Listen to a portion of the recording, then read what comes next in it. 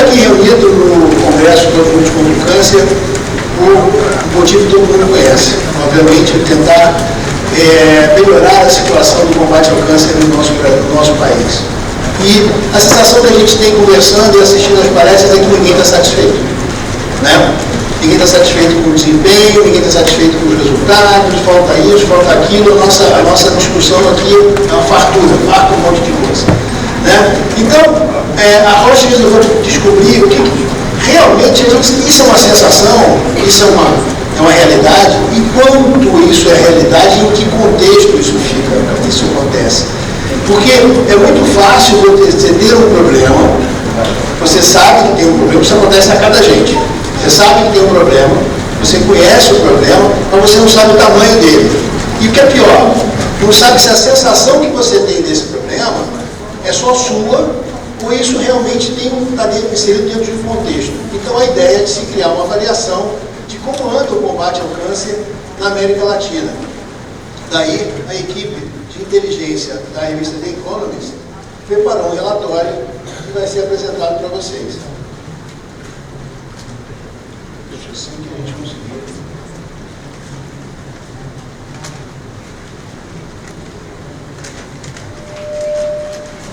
Bom, vamos ver se a gente consegue ainda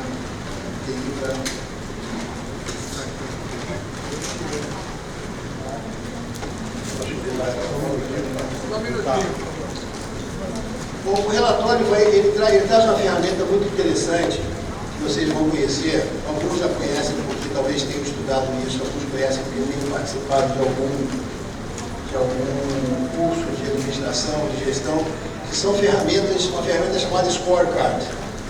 Essa ferramenta, ela é uma ferramenta típica da administração das grandes empresas, dos estudos de... Eu preciso dar uma grifada aí para saber se está fechado nele, só abre e fecha, solto. Que mostra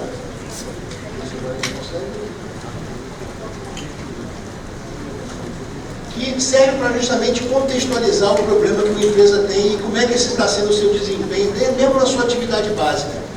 No caso, a tradução de uma ferramenta de avaliação basicamente econômica e de administração do combate ao câncer, teve que primeiro entender quais são os principais parâmetros ou variáveis importantes nesse combate ao câncer para poder avaliar essa... Então, a ideia foi esse estudo realizado na América Latina para avaliar o desempenho do Brasil dentro desse contexto latino-americano de combate ao câncer. Então, primeiro feito uma pesquisa para avaliar quantitativamente, porque, gente, o que a gente não conta, a gente não conhece. Né? A gente tem que saber quanto tem de cada coisa para saber se está faltando.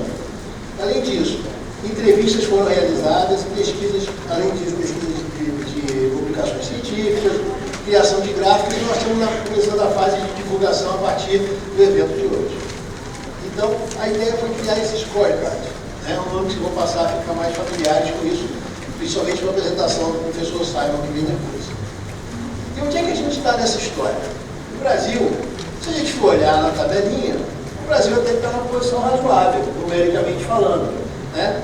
Onde o pior levou 7 pontos e o melhor levou 23, nós somos 17. Isso é o retrato do Brasil, que a gente sabe em vários aspectos, inclusive na área da saúde, em vários assuntos, não só o câncer. Né? Por quê? Primeiro que, como eu falei, são vários parâmetros diferentes. O que foi levado em conta para chegar nessa conta?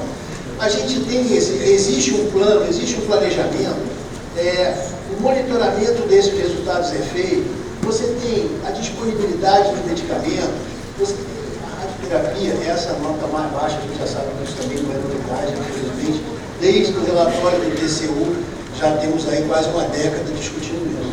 Né? A prevenção e o tratamento precoce e o apoio financeiro, investimentos, nós estamos falando de realmente investimentos em termos de orçamento, quanto que o dinheiro público é investido.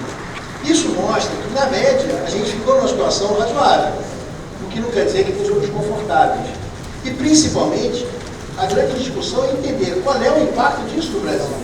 Né? A gente tem quase 500 mil de casos de câncer no Brasil a cada ano, a gente tem uma taxa de mortalidade elevada, o nosso investimento proporcional ao nosso produto interno bruto, ao PIB, é de 4%. Então é relativamente baixo dentro da média regional e muito baixo, talvez, em relação à média do mundo.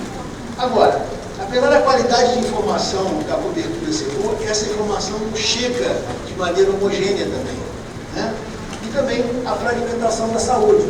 A saúde no Brasil, apesar de termos um sistema único de saúde, a gente, na verdade, tem um sistema único de saúde, a gente tem a saúde suplementar, e dentro desses dois blocos, se pensarmos o sistema único de saúde e a saúde suplementar, a gente tem dentro desses grandes blocos coisas muito diferentes. Até mesmo na saúde suplementar, principalmente na área do câncer, a gente já encontra essas diferenças, né? Então, o que a gente precisa entender? Precisa descobrir quais são as barreiras de acesso. Para isso a gente está aqui agora. Depois da apresentação do professor Simon, vamos sentar e vamos conversar e tentar descobrir o que a gente pode fazer junto, para passar por essas barreiras que impedem que a gente melhore nesse resultado final. Estudar a barreira de acesso ao paciente, a barreira de acesso em termos de cobertura de informação. Câncer não é uma doença de notificação compulsória, então a gente não sabe nem exatamente qual é o grau de notificação que a gente tem de fidelidade desses dados no país todo, variando ainda mais em regiões mais difíceis sempre, né? A gente tem, por outro lado, também não vamos falar só mal, né? Porque senão fica até chato, né? A gente não precisa bater só. A gente tem um excelente e um modelar programa de prevenção do tabagismo. O Brasil foi, a gente não pode esquecer, foi o primeiro signatário da Convenção Quadro e também, além disso, conseguiu uma redução significativa do tabagismo no país. Cortamos quase a metade, ou um pouco mais da metade do tabagismo do país com os programas que foram feitos. Então, essa barreira de acesso também tem que ser, não é uma barreira que a gente tem que continuar com esses planos, porque além do programa de prevenção do tabagismo, a gente tem as políticas que devem ser feitas para a prevenção de outros tumores que podem ser prevenidos. A gente tem também que trabalhar a educação contra o câncer e tudo mais. Temos um grande problema do financiamento, uma daquelas colunas do scorecard, vocês vão lembrar. Ali você vai ter que o financiamento é abaixo da média dos países que foram avaliados. Isso é retrato do subfinanciamento da saúde, que não é surpresa e nem novidade para nenhum de nós. Os pacientes sentem isso na pele, os médicos sentem isso na falta de equipamentos, na hora que precisam dos insumos, e enfim, o resultado final é o que a gente já conhece. A radioterapia estava ali caracterizada, separada naquela lista, como eu disse, é uma tragédia brasileira que o próprio Tribunal de Contas da União fez um relatório e colocou isso de maneira muito clara e oficial para fora já tem 10 anos. E a gente não fez nada. A gente, como sociedade brasileira, não fez absolutamente nada. Foi criado um plano muito bonito, assinado em rede nacional, e desse plano só se instalou um aparelho de radioterapia. Então não mudou absolutamente nada. Infelizmente tem que falar assim. E o grande problema é que é o acesso, o tempo que o paciente leva para conseguir, entre o diagnóstico, começar o seu tratamento, e dentro do tratamento as várias etapas que existem. Não adianta dizer, o paciente chegou no diagnóstico, pensou, e daí? Para onde ele vai? Como é que ele consegue? Quanto tempo ele leva para chegar no especialista, no oncologista? A gente tem uma média de pacientes chegando, alguma coisa, dependendo de áreas, estudados no próprio Instituto Nacional do Câncer. Dependendo de áreas, a gente tem 80% de pacientes chegando em fase tardia de diagnóstico. Então, isso simplesmente... Por que temos uma taxa de mortalidade alta? Entre outras coisas, porque o paciente chega tarde ao tratamento, né? Parece simples, mas não é. Então, a gente tem o problema do nosso sistema de saúde, que na verdade, como eu comecei a falar, não é um sistema só, apesar de ter um nome de sistema único, vamos entender como um sistema público ou financiado de governo com dinheiro público, que, pela característica brasileira de ser um país continental, de ser um país que tem vários países dentro de si, a gente tem um sistema único de saúde extremamente fragmentado. Na área da oncologia, então, nem se fala. Existem estados, como no caso da radioterapia, que não tem nem aparelho de radioterapia funcionando. Acesso a diagnóstico, nem se fala. Você tem qualidade de acesso ao diagnóstico muito ruim. O item de baixo, que fala em screening em zona rural, se a gente for pensar, 60% das lâminas de Papa Nicolau da região amazônica são ruins, não servem para ser diagnóstico. Então não adianta dizer que tem um programa de screening com esse tipo de padrão. Isso não vai trazer resultado prático. É mais uma barreira que precisa ser passada. Né? O que a gente precisa fazer? Fazer o que a gente está tentando fazer aqui, né, discutindo há 4 anos e vamos continuar insistindo para continuar a trazer mais gente para resolver isso. Fazer essas coisas acontecerem. Ou seja, tirar o plano do papel, trazer gente que quer resolver cada uma dessas barreiras, cada um desses problemas. A gente precisa obter dados melhores. Né? Vocês viram a apresentação do Observatório de Oncologia. Dado é importante, nós estamos vivendo num mundo, a era do Big Data. A gente não pode ficar de fora disso no tratamento do câncer no Brasil. A gente tem que transformar número em dado processado em informação, e usar essa informação para benefício da população. É isso que a gente precisa fazer. E também aumentar, obviamente, a eficiência do sistema público e do sistema dito suplementar ou privado, que tem todas as suas idiosincrasias e seus problemas internos, suas divisões, que são às vezes tão graves, e a sua ineficiência é tão grave em alguns aspectos quanto o sistema único de saúde, o sistema público. Né? Ninguém tem a fórmula mágica, ninguém tem a bala de prata. A gente tem que trabalhar junto. Isso é que é o objetivo. E também, então, para isso tudo que a gente está aqui, é para isso tudo que foi feito esse relatório, para botar isso em números, para que ninguém possa dizer que isso é uma impressão, que isso é um achismo, que isso é uma opinião política. Não. Acontece em números. E aí, para mostrar esse relatório para vocês, eu quero chamar aqui o Dr. Simon Sutcliffe, que é um oncologista, originário inicialmente da Grã-Bretanha, e que foi responsável pela implementação do Programa Nacional de Controle de Câncer no Canadá. Professor Simon, please.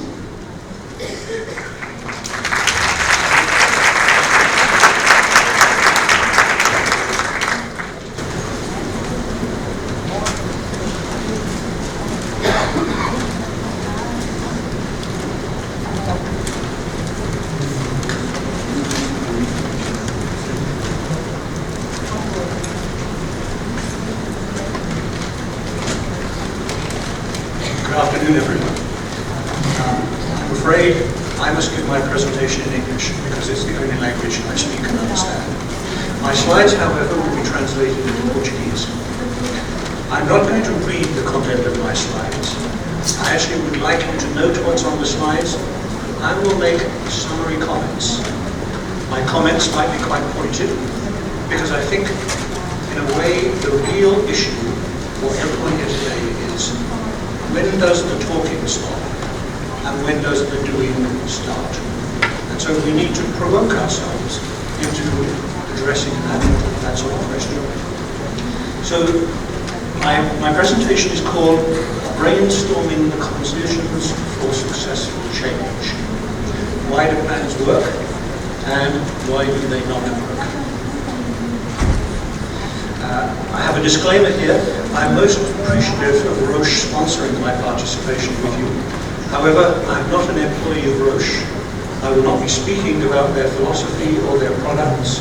I have no relationship to their marketing of the products. I am their guest to talk about the title of my talk. So, let's ask the first question. What does the EUI report tell us? Essentially, it tells us 3 things. Number 1, the cancer problem is big, and it is only going to get bigger. It will double by the year 2035. Nothing gets better by waiting to act. The problem just gets bigger. In reality, you should ask yourself, if we can't manage that problem,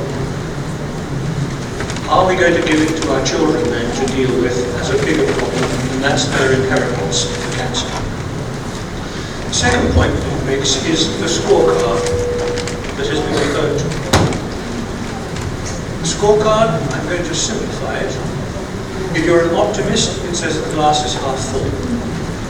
If you're a pessimist, it says the glass is half empty. Slightly deeper level, some things you do very well, some things you don't do at all. Everything needs more work if it is actually to be a good population-based plan that will change population outcomes. The third point it makes is centralization and decentralization. And let's just discuss, so what does that actually mean? Why is it important? So the issue we want to get at is, how can we have 200 million Brazilians who live in 8.5 million square kilometers? How can we provide to them the care that they need, the care that's appropriate, and the care that will lead to the best outcomes that we can achieve, and overcome the issues of geography, income, education, gender, sex, ethnicity, etc. How do we achieve that level of program delivery across a country this size? The point the EIU report makes is that some things must be centralized. They must be centralized because they don't need to be done in every city, every town, every hospital throughout Brazil. Those things are about the system of cancer control for Brazil. They discuss the standards, the policies, the quality assessments, the performance measurement, etc. So that a person who lives in Recife knows they're getting the same or equivalent treatment as if they live in Sao Paulo. We only need to do it once, and it applies across the Brazilian system. What should be decentralized? Decentralized is about access of patients to care. All patients want access closer to home. However, the key is closer to home, but at a level of quality that we believe is appropriate and represents a good standard of care that we can stand by as conferring a benefit to. So centralization and decentralization is a cornerstone of a good population-based plan. Now on the next slide, I put some principles of a population-based plan. I'd like you to read them, but I'm not going to identify them. But the reason that one should pay attention to this is a plan will only deliver what you set it up to deliver. It won't inadvertently solve the problems that are up on this slide. So if these things are important, if this is what you want your plan to do for 200 million Brazilians, you had better design a plan that actually addresses how you will deal with these issues, these disparities, and with the evidence for benefit. So let's just focus very clearly now on, so what's the problem we're supposed to be solving here? Why have we all come? Are we ready to solve this problem? So firstly, let me say the problem is not that the burden of cancer is going to go up by 100% by the year 2035. That is a fact. That's going to happen irrespective of whatever we do. So we may as well just accept that and say that's what we have to manage now. That's not the problem, that's what we have to manage. The problem isn't the state of your current NCCP. In reality, yes, the glass is half full, it's also half empty. The glass can be filled. There is evidence and ability to do that. But the fact you complete the plan doesn't actually mean that any Brazilian gets better because of it. It just means that you've actually completed the plan. So the real issue, the thing that will make the difference with your NCCP is, are you ready to put it into practice? And will it do the things that you want to see done? Is the plan the vehicle that if the government tomorrow says, here's 100 million real, and you say, we know exactly how this is going to cause a benefit? It's this transition from what we want to do to doing what we know we should do that is the real task that faces Brazil at the present moment. So let's ask, is there actually a readiness to address this challenge? Are you prepared? Are you ready? Could you do this? So what would it take? Again, I put down on this slide some of the things that have to be there if this plan is actually going to work. You'll see I've identified political leadership, the whole of government, not just Ministry of Health. I've talked about whole of society. I've talked about engaged and responsive NGOs, engagement of the private sector, committed clinical leadership, and the willingness to understand the financing and the financing allocations that will go on in the plan. Why have I put it down like this? Because this is about a plan for 200 million Brazilians. It's a societal plan. You are all members of society, whether you're employed by Roche or by the government or by an NGO. You are members of society. There isn't somebody somewhere else who will do this plan. This plan is your plan, and it's about you actually committed to doing it. We also need to know that the National Cancer Plan is actually ready.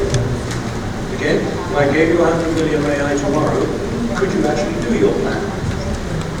What does it take? So let me ask you, if I picked up the plan and read it now, would I know why you're doing this, what it is you're going to do, how you're going to do it, who's going to do it, when are they going to do it, who's going to be paying for it, how is it financed, how is it going to be governed, who's going to report it out publicly so that the money is going to be well spent? Can you answer those questions right now? Because if you can't answer them, someone's going to ask you why you can't answer them, and they want to know the answers. The plan is being paid for publicly. You deserve to know what the plan is doing. You have to understand the financing. I put some other points of value here. Just one background certainly. The other points on this slide really say the plan, you have to understand value from each of the perspectives. Patients, NGOs, government will all see the plan through a certain lens, and you have to understand that. You also have to understand this plan says you have to invest. Somebody is going to say, so where's the return on investment? What does it look like? When is it coming? And how is that going to be a benefit to the continuation of the plan? In the Canadian plan, a group like this came together and came forward with 162 recommendations. Nobody can deal with 162 recommendations. So the group like this said, we must establish the priorities, and the priorities must embrace the things that we've said are important. Everybody's got to see how if we do this, their interests and their priorities are being addressed. And so you can see here, the plan goes from prevention, which actually is broad across all diseases, through the specificity of the interventions that we deal with cancer. But note, in each of these areas, those are the things that you would do for a cardiovascular plan, a pulmonary plan, or a diabetes plan. The tests may be different, the things you measure may be different, but the processes are similar. And so here are 9 directions that range from screening programs, clinical practice guidelines, standards of practice, human resource plans, research plans, etc., that characterize the directions of the Canadian plan. If someone asks, so what are you doing in your Canadian plan? The answer is, we're doing those things, which is what people like you told us were the important things that would make a difference. So let's talk a little bit now about changing the culture, because the reality is, you actually do have to undergo a culture change. If you were to change from today and yesterday, to actually be a plan for tomorrow and a plan for the future. There is a natural tendency to find why you cannot do this. It's easier to find the reasons that you can't do this than it is to find the reasons you can. You have to actually reject going backwards, solving the challenges of yesterday. You have to understand why they were there. You have to understand the perspectives. But in essence, you are talking about a forward-facing plan that is changing what you say you should do into the actions that you will do. I have put down here some aspects of your credibility. You have to be credible to each other. You have to be credible to the cancer world. You have to be credible to each of the stakeholders. When people look at you, they have to say, this group really knows what it's doing. It understands the plan, it's organized, it understands how it will deliver. People are all saying the same thing and they're marching to the same tune. People want to see that. If you appear to be disharmonious, if you disagree, if you say different things, if you want different actions, that will merely slow the process down and allow people to say, you aren't ready yet. Other aspects of changing the culture are as follows.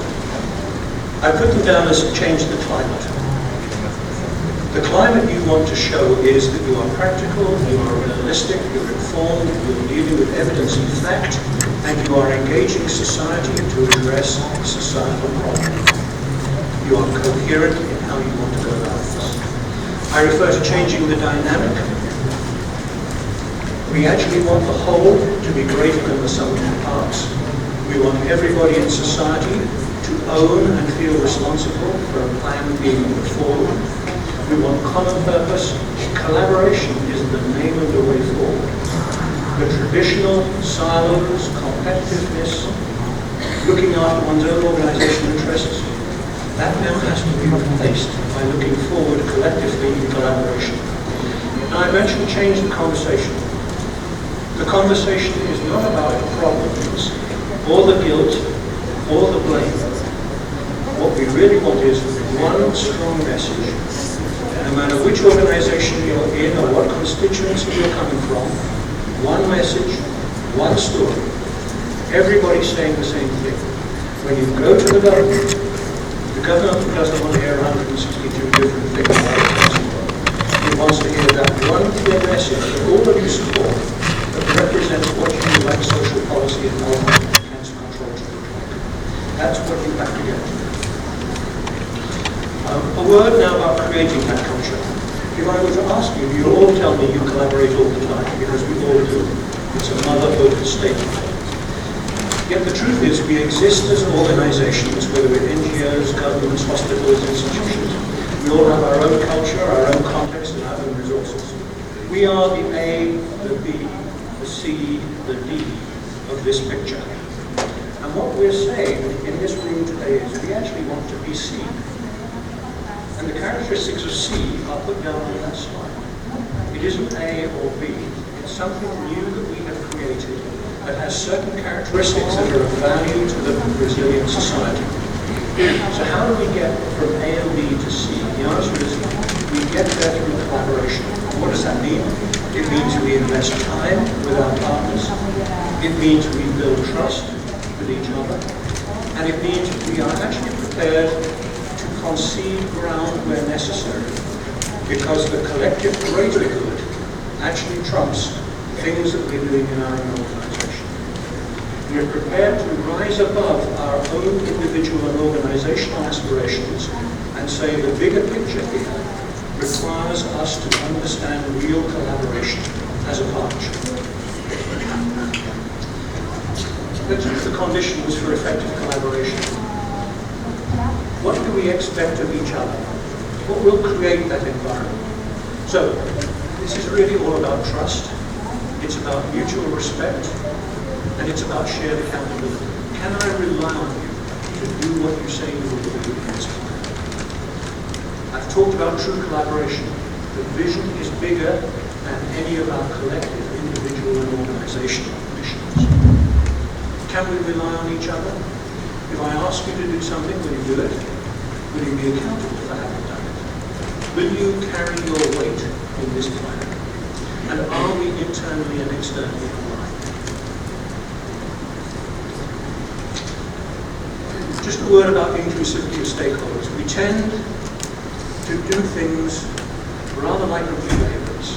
We solve things in the first 100 yards and then pass it to a person running the next 100 yards and then pass it on.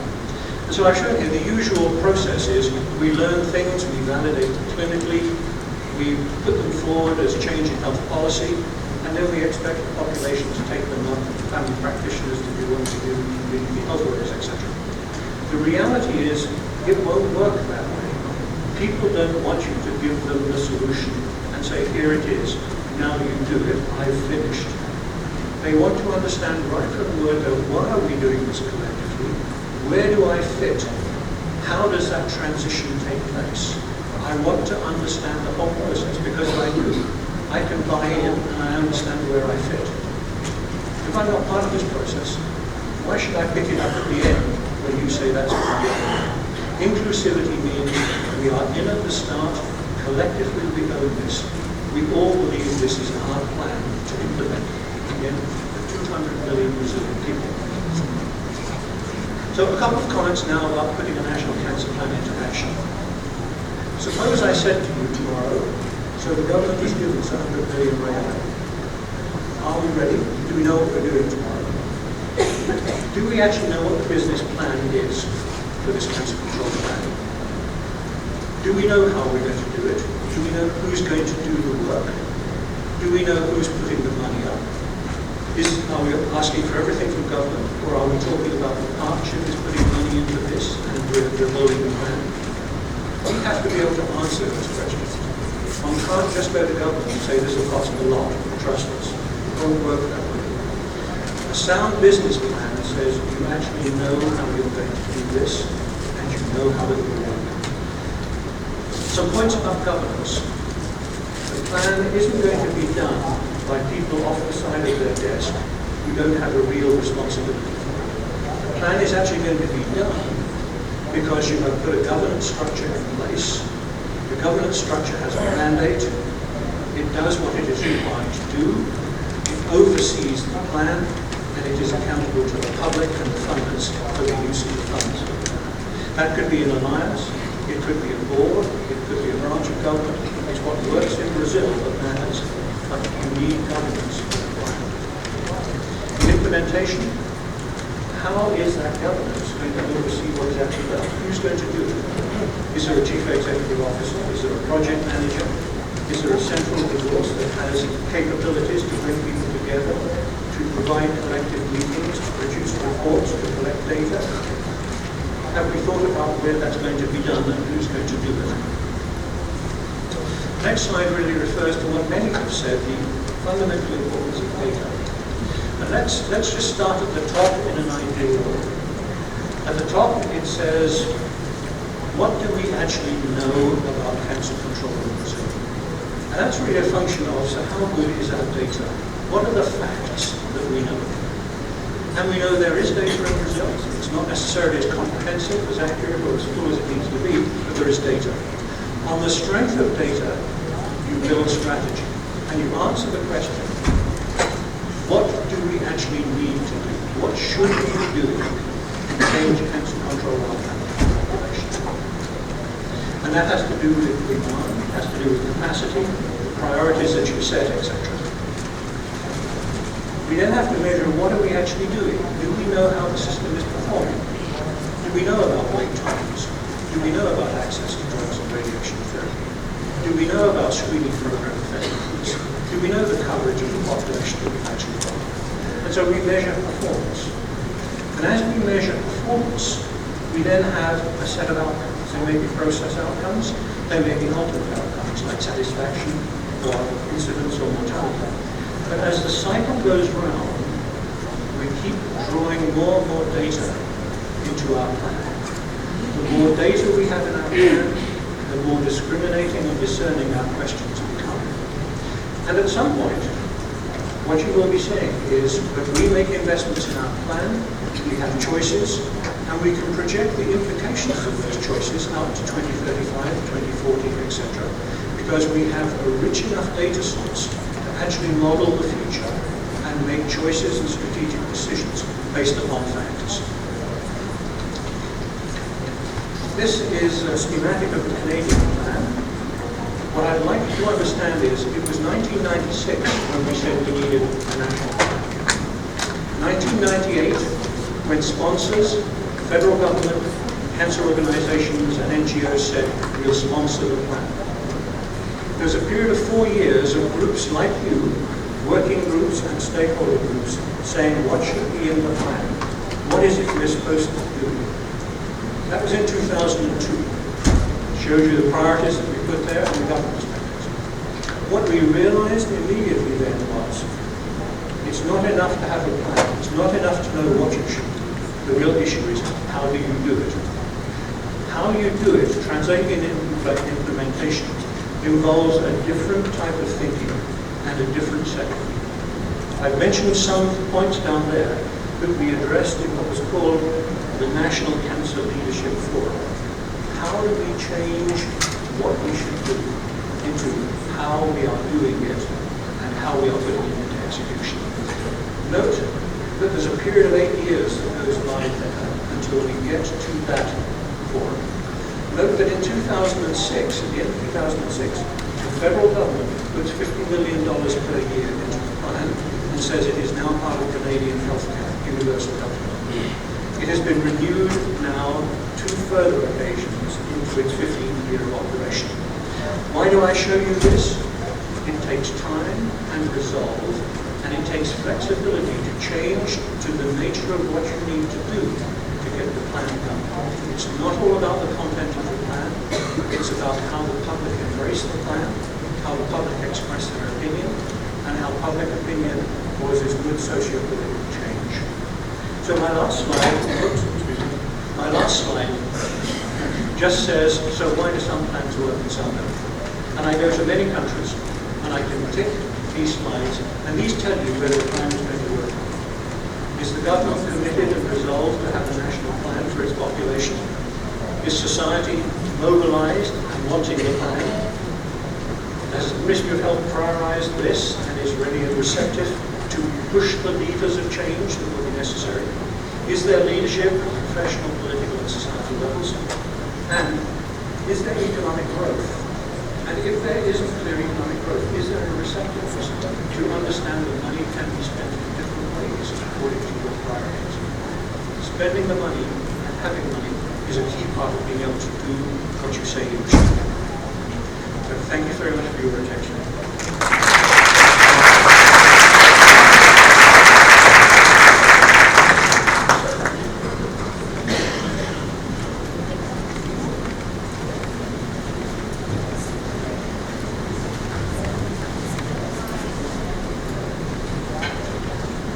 Agora vamos para a nossa parte de discussões e debate. Queria chamar para compor a mesa o Dr. José Gomes Temporão, médico, mestre em saúde pública, doutor em medicina social, exerceu vários cargos, inclusive ministro da Saúde no Brasil. Queria chamar a Merula Stigl, organizadora e a mãe desse evento, de todas as suas edições, e também o Dr. Sérgio Simon, oncologista, médico da Universidade de São Paulo, trabalha no UFC.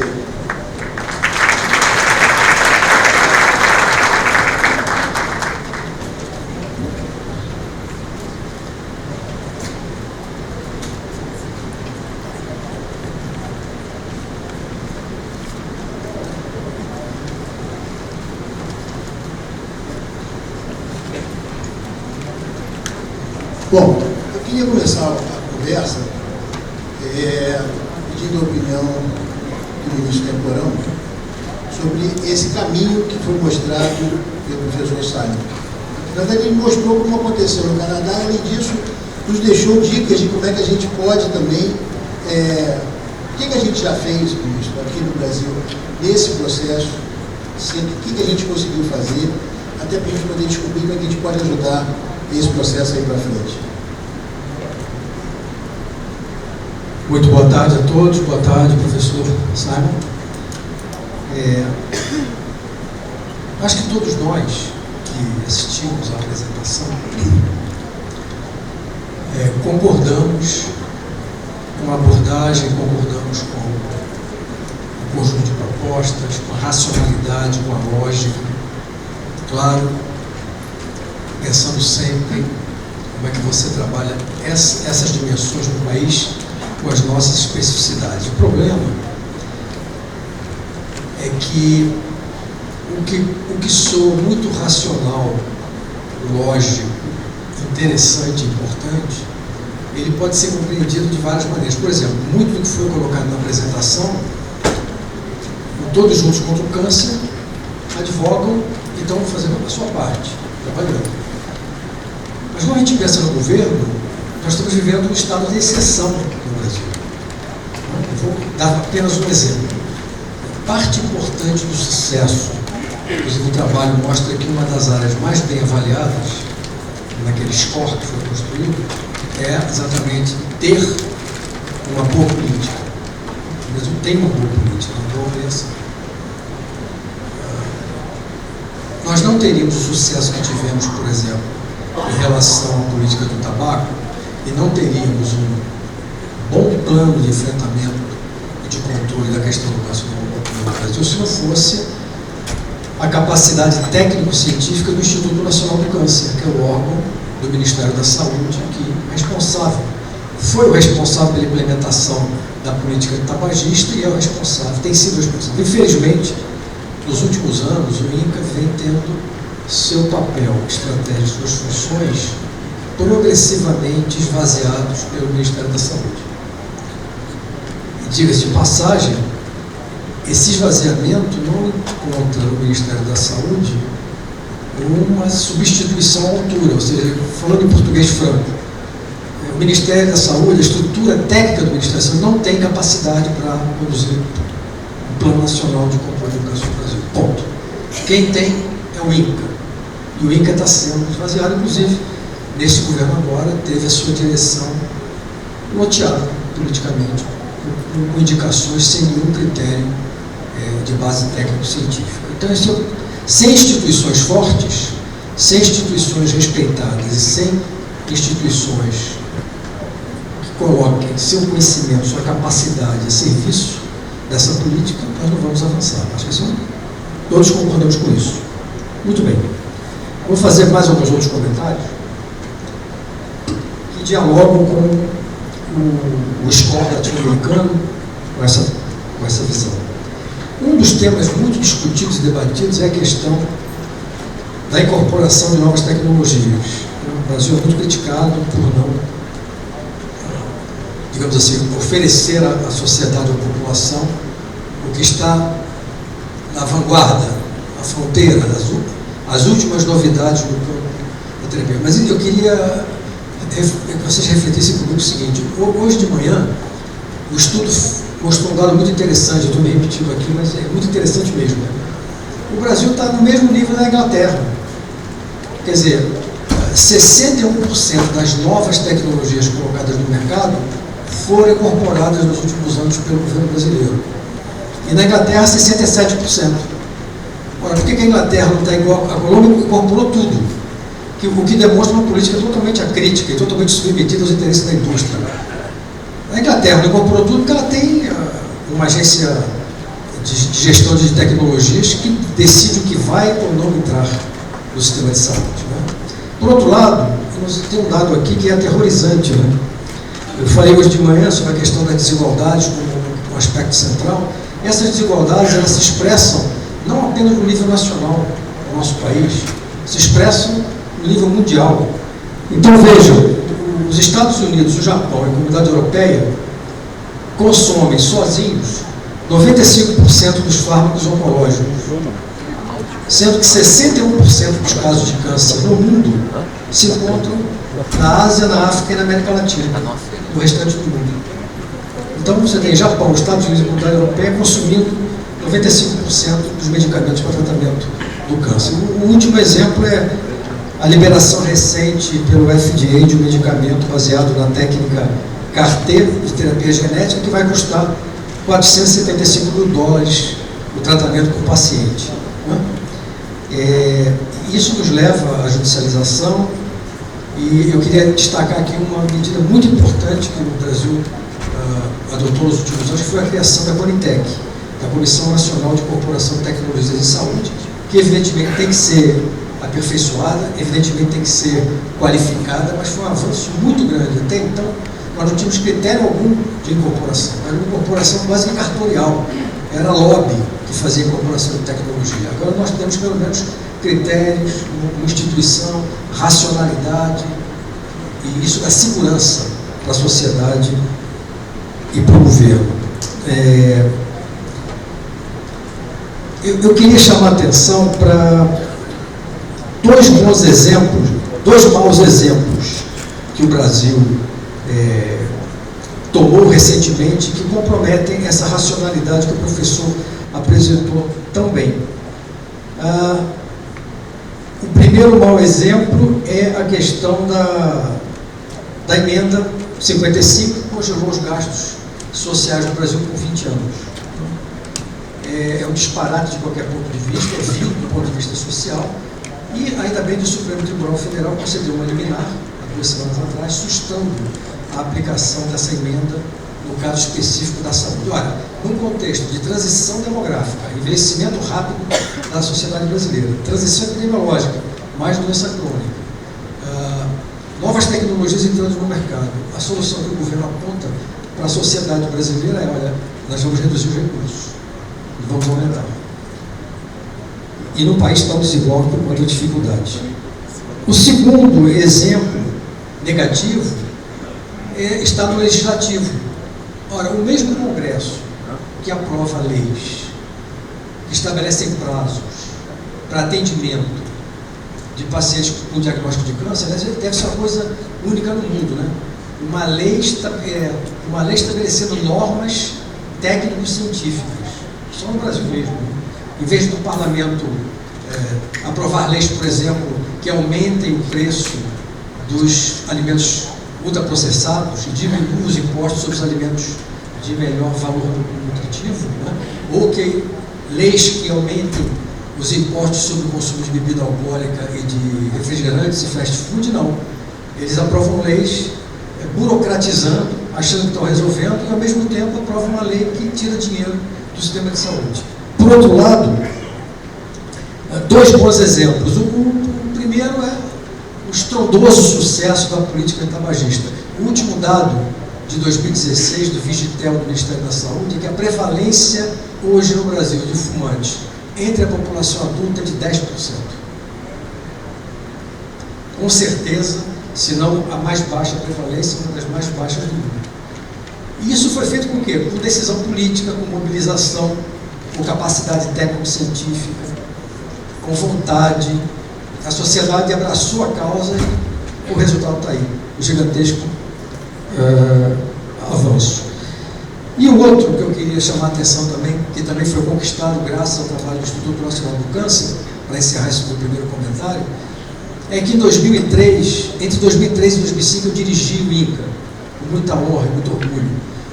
E naquela época nós tínhamos o nosso cadastro de doadores voluntários de medula óssea, cerca de 50 mil pessoas registradas. A maioria no registro com muitos problemas de qualidade, de fidelidade.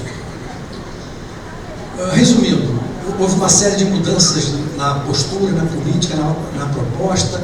O INCA saiu para a sociedade, para a população, e hoje o registro brasileiro é o terceiro maior do mundo, só dos Estados Unidos e da Alemanha tem mais doadores registrados. E além disso, nós implantamos uma rede nacional de bancos de sangue, de cordão umbilical e placentário, e o resultado disso foi um crescimento exponencial do número de transplantes autólogos e heterólogos na população brasileira. Então, eu insisto no que eu falei hoje de manhã, não é para desanimar ninguém, pelo contrário, porque nós todos estamos aqui no TJCC, juntando forças e trabalhando, mas nós temos que aguçar a nossa visão crítica para que, ao lado da nossa grande capacidade de mobilização, a gente também deixe aflorar a nossa indignação e a nossa capacidade de cobrança política dos governantes sobre os rumos da política de saúde.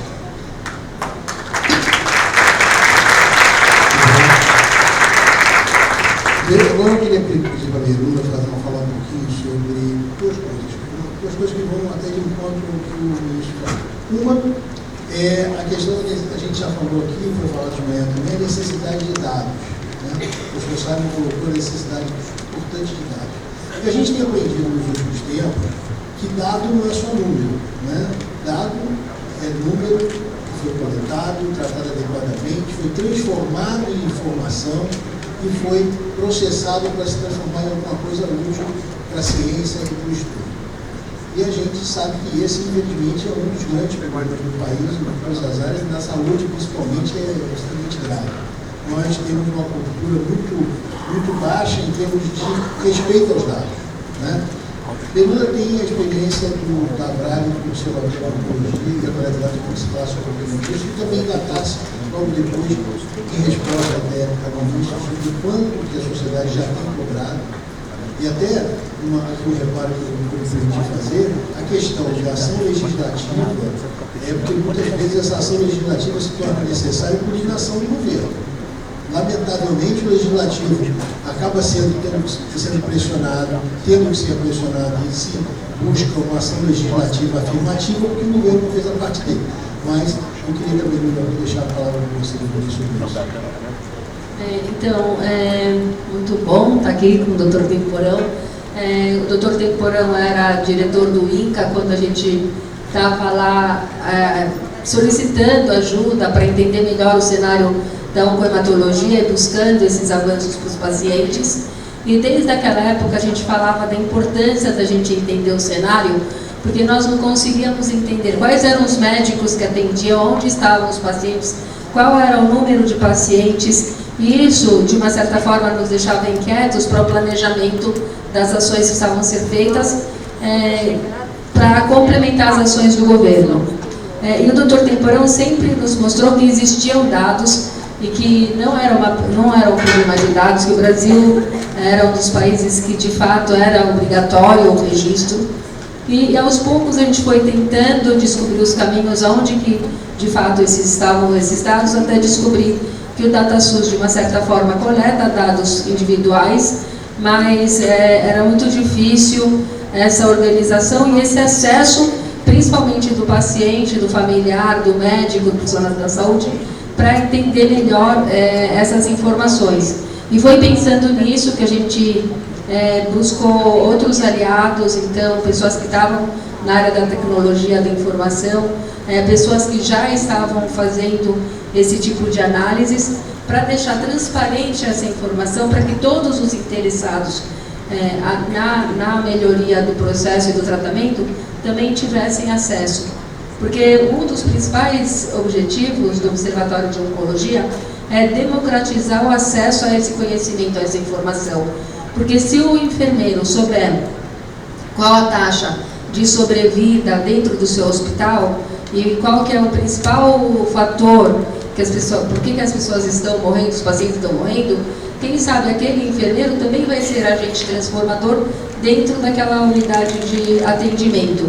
Então, a importância da gente levar, semear essa cultura, da gente ter informação para gerar as ações que precisam ser feitas para a mudança.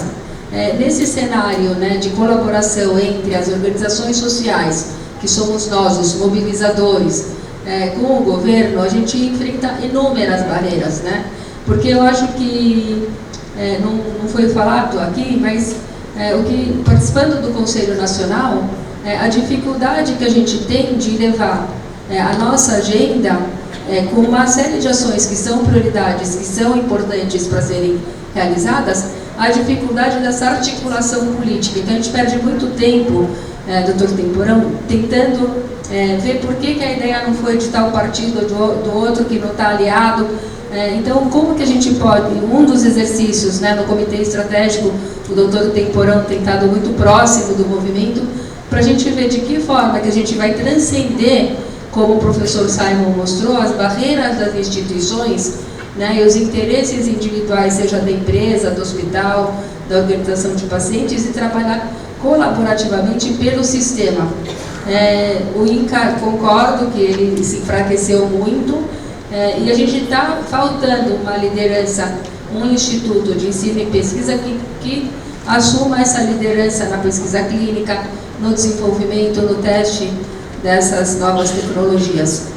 Mas eu vou me permitir fazer aqui alguns comentários no micro, né? não nessa questão macro dos dados. O dia a dia dos pacientes, apesar da gente falar, não, é importante a colaboração, importante o dado, importante tudo isso, o que eu vivencio é uma dificuldade muito grande dos profissionais da saúde oferecerem ao paciente o melhor. Apesar de ter o conhecimento de saber o que seria o melhor, faltam insumos, falta estrutura.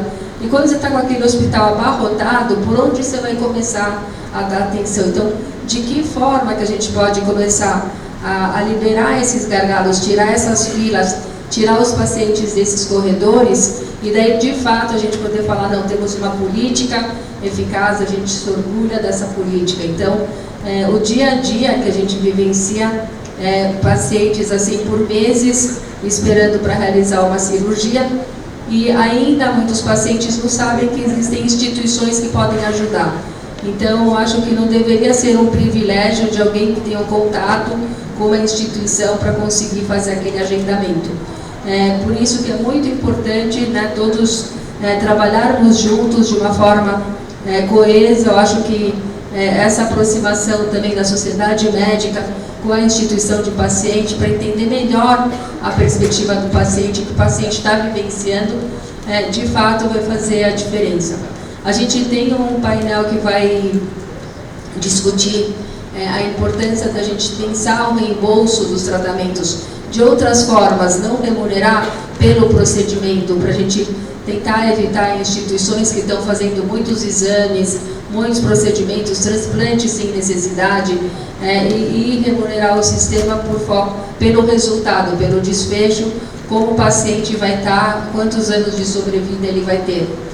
Isso é uma discussão muito incipiente, está começando essa discussão na Europa. É muito complicado a gente ainda conseguir, de fato, operar dessa forma, porque o Brasil ainda está engatinhando na questão do prontuário eletrônico, e a gente vai criar essa cultura de coletar informação, de entender como o paciente está se sentindo, para depois a gente conseguir analisar todas essas informações e tomar decisões mais importantes. Então, todos que estão aqui nessa sala, de alguma forma, têm interesse pela informação, tem que ajudar a levar para a sua instituição a cultura do registro adequado dos procedimentos, da análise entre os grupos, entre as equipes, como está sendo o desfecho dos tratamentos.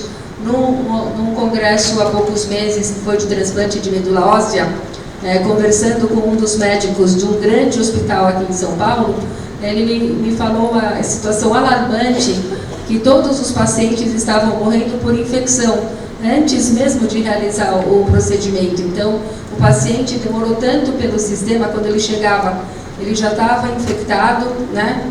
Infectava os outros pacientes, porque acaba compartilhando o quarto. Então, quem não estava infectado acabava se infectando com o paciente que chegou, que visitou vários outros hospitais. Então, são situações gravíssimas. Então, quando a gente começa a olhar essas informações, a gente aos pouquinhos tem que tomar medidas regionais e nacionais para ir tentando fechar esses gargalos. Mas a gente já avançou bastante, né? Temos muito a avançar, e é isso. Muito obrigado, Perula.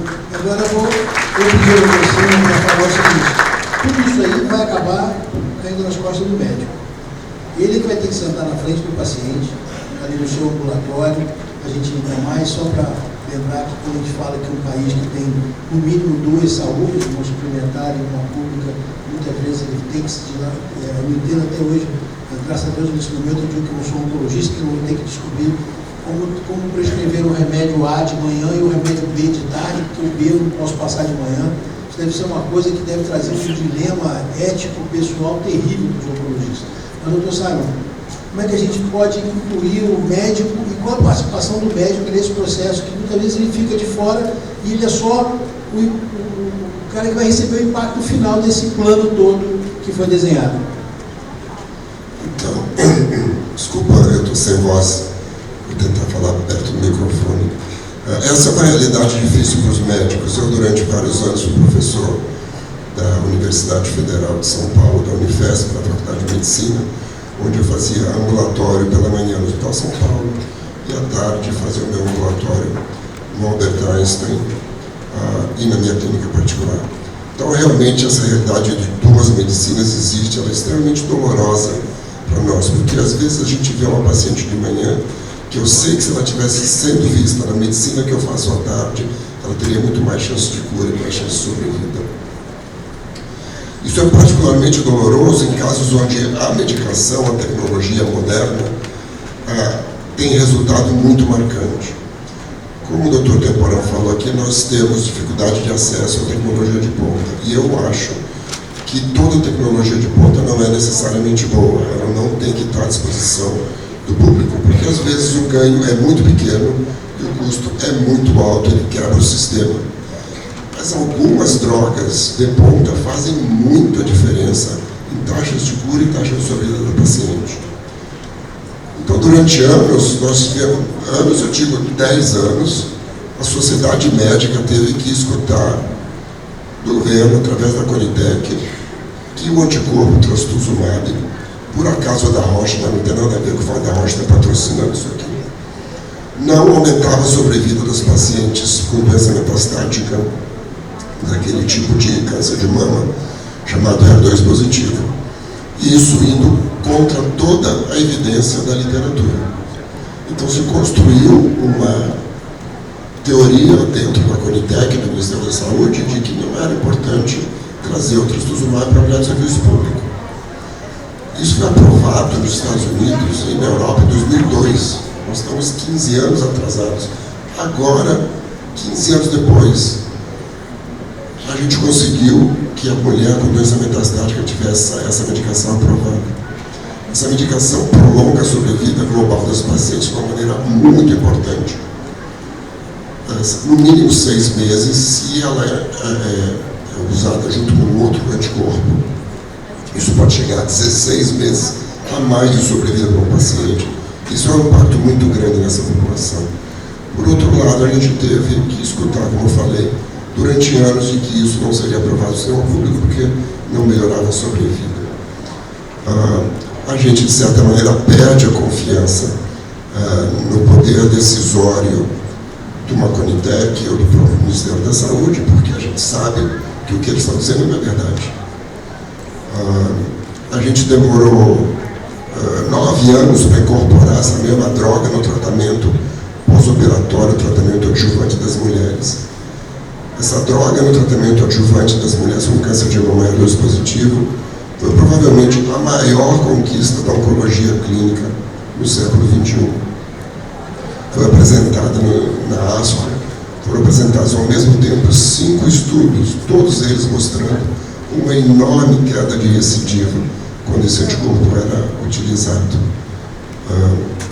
Um mês depois, em julho de 2005, nós já estávamos usando um sistema privado de saúde esse anticorpo para tratar as mulheres, com resultados realmente surpreendentes.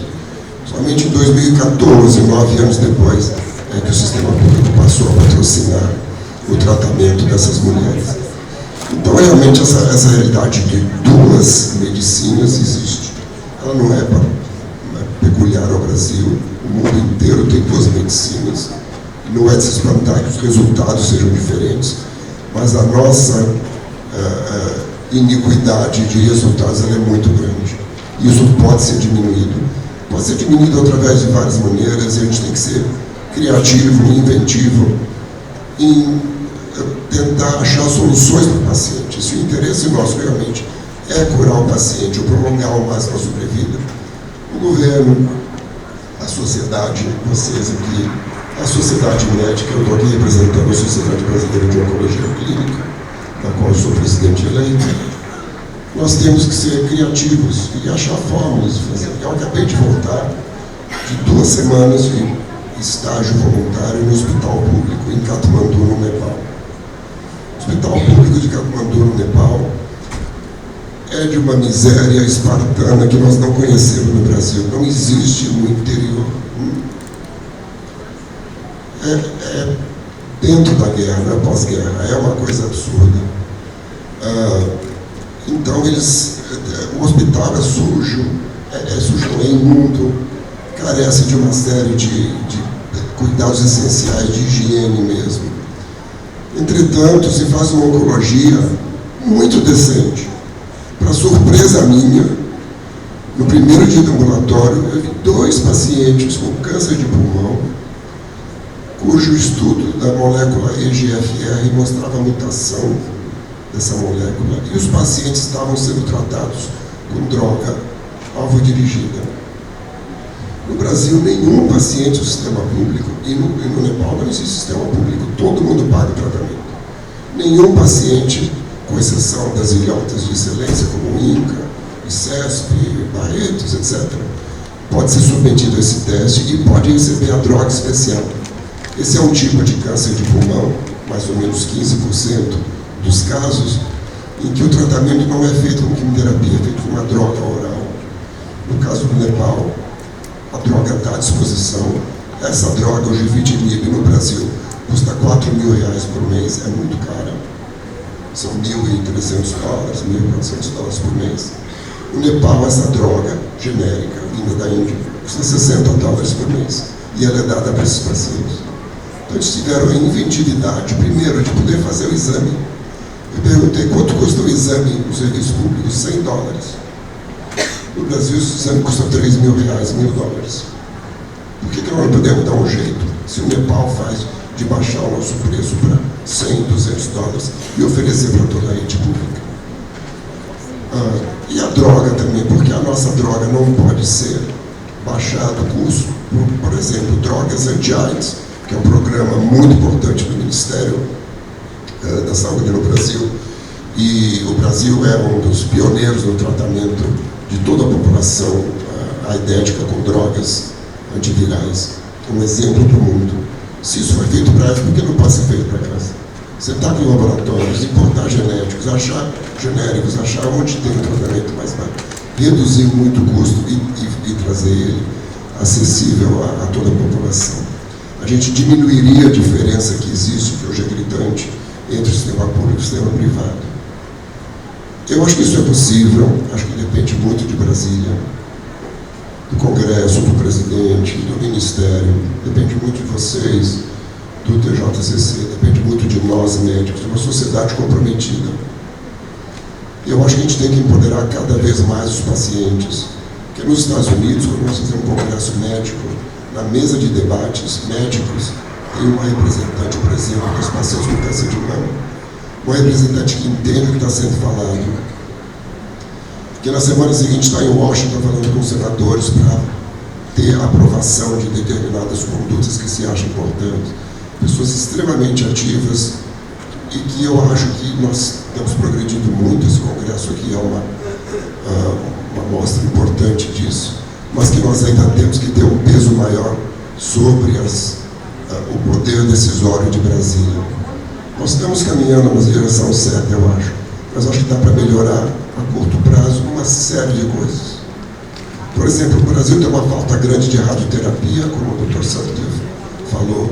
Entretanto, os nossos tratamentos de radioterapia são pagos por fração. Cada dia que o paciente faz um tratamento, o serviço é remunerado. Isso é errado, porque isso estimula o centro a tratar o paciente com o maior número de dias possível. Ele vai ganhar mais. Isso não é correto. O que tem que ser feito é tratar por tratamento, pagar por tratamento, de maneira que o tratamento possa ser feito rápido. Uma mulher pode tratar um câncer de mama com radioterapia em 30 a 35 dias. O mesmo tratamento pode ser feito com segurança em 16 dias. Então, onde se trata uma mulher, se poderia estar tratando duas, apenas mudando a política de reembolso. A gente dobraria a capacidade do nosso parque de radioterapia do país com condutas mais inteligentes. Acho que nós temos que nos unir, pensar em conjunto maneiras criativas de melhorar o acesso e realmente ampliar para o paciente do sistema público de saúde o acesso à melhor medicina possível na área oncológica. Obrigado. Obrigado, professor. Queria agradecer a todos. Infelizmente, a gente podia ficar, como o doutor Simon falou antes, a gente podia ficar aqui até meia-noite conversando sobre isso e não chegaremos ao final. Mas, infelizmente, a gente chegou no final do tempo que a gente tem disponível para a nossa discussão. E, novamente, agradecer a participação de todos, em especial agradecer a participação do professor Simon sempre. E lembrar a todos que uma das palavras que eu queria pescar dessa conversa toda e que a gente tem que restaurar, o senhor falou muito bem, é confiança. Os parceiros todos, nós não confiamos uns nos outros. Pacientes, muitas vezes nos próprios médicos, os médicos, a relação com as fontes pagadoras, seja governo, seja privada, e o governo com as outras, essas duas situações. A sociedade brasileira precisa se recosturar, precisa reconstruir essa relação de confiança. E eu acho que o TJCC é a prova de que isso é viável. É a primeira vez que eu ouvi falar, eu não acreditei. Sinceramente, há 4 anos atrás, quando eu vi a primeira vez, eu falei assim, gente, todo mundo junto, no mesmo lugar, isso vai dar briga, não vai dar nunca liga. Mas deu liga, né? Então, eu acho que a gente tem que continuar brigando por isso. E, de novo, agradecer a vocês. Temos muito debate pela frente, muita coisa para aprender nos próximos dias. Obrigado a vocês.